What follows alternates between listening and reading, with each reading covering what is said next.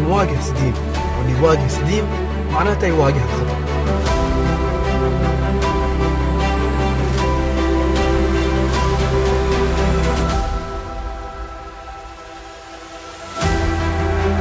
ما أوصيكم كل واحد يحافظ على حياته ولا تخلوا سديم يسلبها منكم.